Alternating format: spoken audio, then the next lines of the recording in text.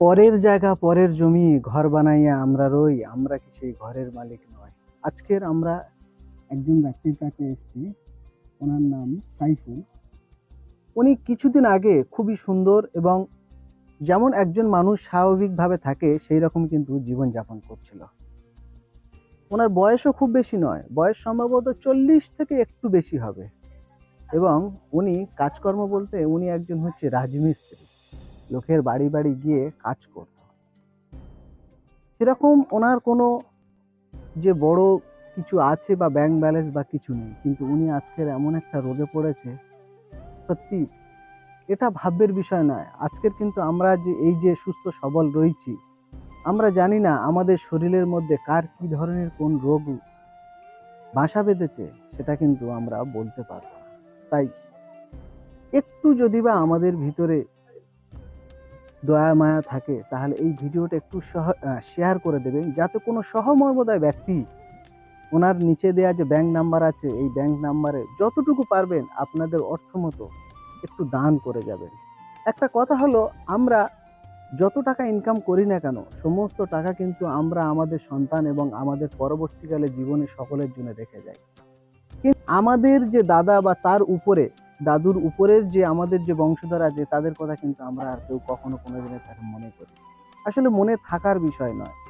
সেরকমই আমরা যে টাকা ইনকাম করে যাচ্ছি, আমাদের সন্তানরা যে আমাদের কথা মনে করবে, এটা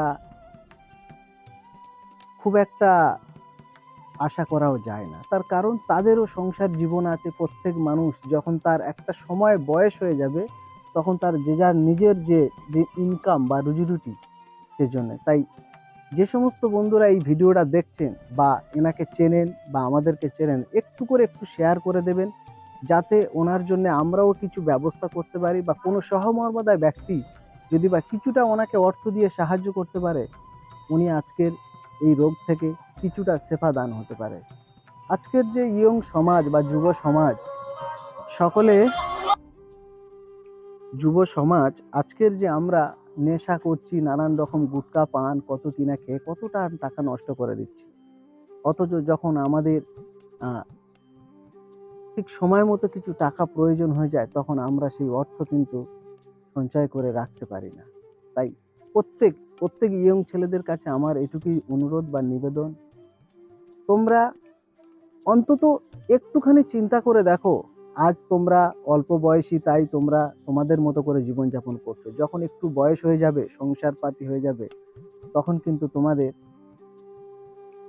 অনেকটা অর্থের প্রয়োজন। আজকের উনি সারা জীবন লোকের কাছে দিনমজুরি করেছে এবং দিনমজুরি করে নিজের সংসারটা চালিয়েছে, কিন্তু এমন একটা রোগগ্রস্ত উনি আজকের হয়ে গেছে যে ওনার সাহায্যের কিন্তু এখন প্রয়োজন হয়ে যাচ্ছে। এরকম অনেক অনেক মধ্যবিত্ত আছে যারা দিন আনে দিন খায়, কিন্তু দেখা যাবে হঠাৎ করে তাদের এমন এক ধরনের রোগ এসে যাচ্ছে, সেই রোগের জন্য কিন্তু তাদের সঠিক ট্রিটমেন্ট করলে হয়তো দেখা যাবে যে সুস্থ হয়ে যাবে, কিন্তু সেই ট্রিটমেন্ট করার মতো যে অর্থ, সেই অর্থ কিন্তু তাদের কাছে থাকে।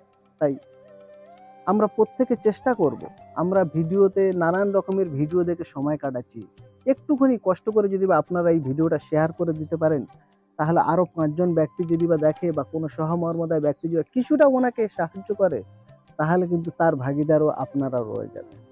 তাই প্রত্যেকের কাছে অনুরোধ, তোমরা একটু শেয়ার করে দেবেন, যাতে উনি ওনার এই রোগ থেকে কিছুটা হলেও যেন সুস্থতা হতে পারে, আর সকলে ওনার জন্য দোয়া ও আশীর্বাদ করবেন যাতে উনি ভালো থাকেন।